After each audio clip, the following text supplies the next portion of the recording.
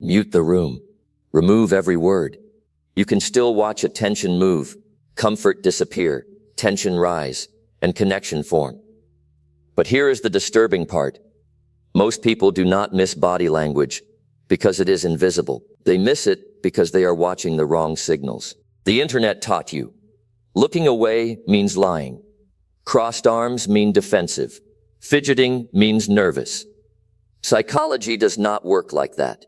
A single gesture is not a confession. The real signal is change, especially when several channels change together. In the next few minutes, I will show you 7 signals that actually deserve your attention, and 1 rule that stops you from fooling yourself. Never ask, "What does that gesture mean?" Ask, "Why did it appear now?" That question changes everything. Signal 1, the baseline break. Every person has a normal rhythm.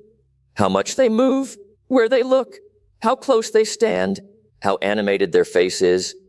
Your first job is not to decode them. Your first job is to learn what normal looks like for them, then watch for the break. The relaxed person suddenly becomes still. The expressive person suddenly gives tiny answers with their body.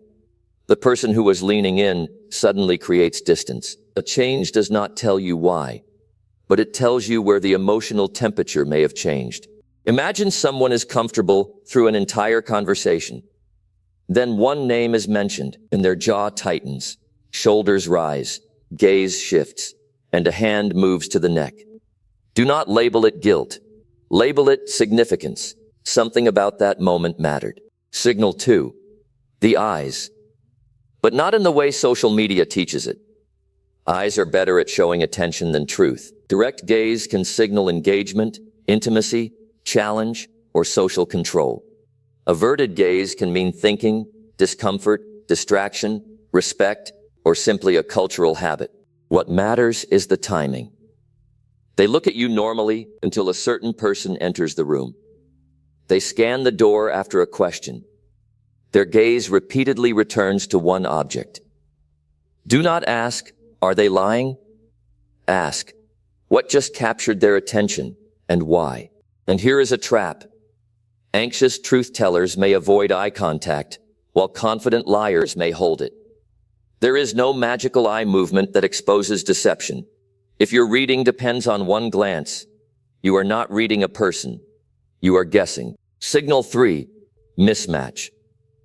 The face says one thing, while the rest of the body says another. A smile appears, but the shoulders stay rigid. Someone nods yes, yet their body subtly increases distance. Their expression looks cheerful, but the movement underneath it feels restrained. Mismatch is not proof of dishonesty. People mask emotion for politeness, fear, embarrassment, status, or habit. But when channels stop agreeing, pay attention. The message may be socially edited, even if the feeling underneath is more complicated. And this is why context beats micro-expression magic. A flash of anger, fear, or surprise can be real emotion, but it is not a lie detector. The more intelligent question is, does this expression fit what happened before it, what the body is doing, and what happens immediately after? Signal 4, self-soothing. Watch the hands when pressure rises, rubbing the neck, touching the face, gripping one hand with the other, repeatedly adjusting an object. Research links some self-touch and fidgeting patterns with arousal and anxiety, but again, not specifically with deception. Think of these movements as the nervous system trying to regulate itself. A person may be calming tension, buying cognitive space, or simply following a habit. The clue becomes interesting when the behavior suddenly increases around one topic, one person, or one decision. Here is a useful test. Do not count the gesture, count the change. If they touch their face all evening, it tells you little. If they were calm for 20 minutes and begin repetitive self-touch exactly when one subject appears, that moment deserves attention. Signal 5, distance and orientation. People constantly negotiate invisible space. When they feel comfortable, interested, threatened, crowded, or ready to leave, the geometry between bodies can change before anyone says a word. Watch the whole body, not just the face. Do they angle toward you or away? Do they create more distance after a certain comment? Do they repeatedly reopen the space between you? Orientation can signal who or what has their attention, while distance can reflect comfort and boundaries. But culture, relationship, personality, room size, and safety all matter. A close distance with a friend may mean warmth. The same distance from a stranger may feel invasive. Never interpret space without asking what that distance means in that specific relationship. Signal 6, synchrony. This one is subtle and powerful. When people feel connected, their movements can begin to rhyme. One shifts posture, and the other shifts a few seconds later. Their gestures, pace, and rhythm start becoming more coordinated, without obvious imitation. Research on spontaneous mimicry and synchrony links it with affiliation, rapport, and social bonding. It is not copying like a mirror. The strongest version often feels natural, slightly delayed, and almost invisible. Now watch what happens when synchrony breaks. Two people were moving comfortably together, then one topic arrives, and their rhythms separate.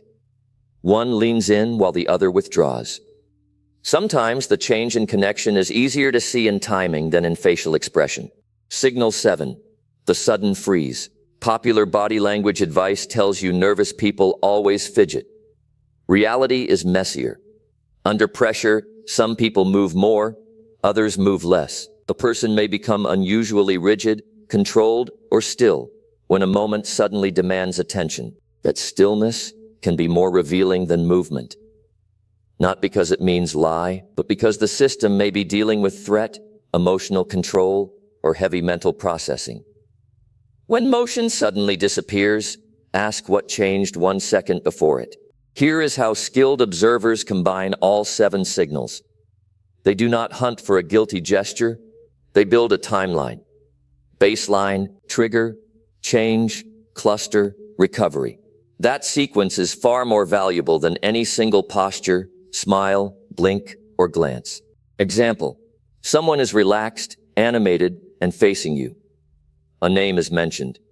Their gaze breaks, mouth tightens, hands become busy, body turns slightly away, and their movement loses rhythm. You still do not know the reason, but you now know exactly where to become curious. And that last word matters. Curious, not certain. The fastest way to misread people is to fall in love with your first explanation. Nervousness can look like guilt. Shyness can look like disinterest. Concentration can look like coldness. Culture can completely change the meaning of eye contact and distance. The goal is not to become suspicious of everyone. It is to become more precise. Notice what changed. Notice what happened just before it.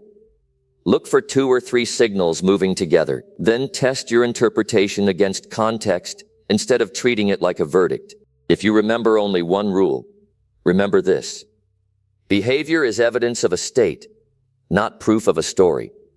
A tightened jaw may tell you tension exists. It cannot tell you the cause. A step backward may tell you distance changed. It cannot tell you the motive. Once you understand that, people become easier to read, not because you can read minds, but because you stop being distracted by words alone.